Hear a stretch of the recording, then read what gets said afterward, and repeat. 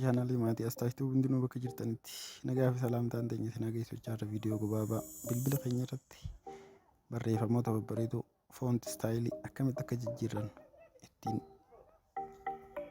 hojjetan tokko isiniif qopheessee jira. Egaa kallattumaan hordofaa jira.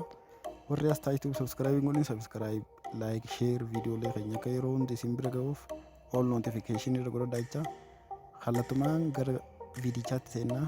Egaa barreeffamoonni kuma yeroo kompiitara irra barreessinu Microsoft Office Word ta'ee barreeffama barbaadde foont istaayiliin isaa bifa barbaaddetti jijjiirrattu bilbila irratti jijjiiruu ni danda'ama. Akkamitti akka jijjiiruu dandeenyu waliin ilaalla. Kallattumaan gara isaatti aanaa.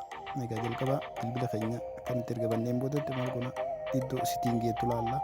Sitiingii bilbila keenya irra galuudhaan kallattumaan maal goona sitiingii bilbila keenya irra erga galleen boodatti iddoo foont istaayil jettu jira. Iddoo foont istaayil jettu kana jira. Maal goota foont istaayil and foont saayiz and istaayil waan jettu jira. Difooltii irra isin jira. Hafeetan daawunlood godhatanii itti buufatanii godhachuu ni dandeessan. Kan dabalataatis ta'ee babbareedootu jira.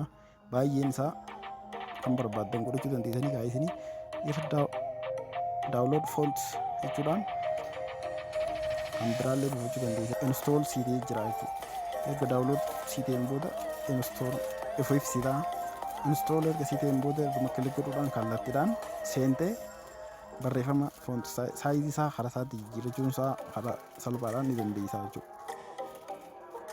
Isaan kana keessaa amma fakkeenyaaf Samsung A dhaatuni hanganaatu jira. Kan biraallee buufachuu ni dandeessa. Erga daawunlood jettee amma kun ta'ee jira. Ergasiin maal gootaa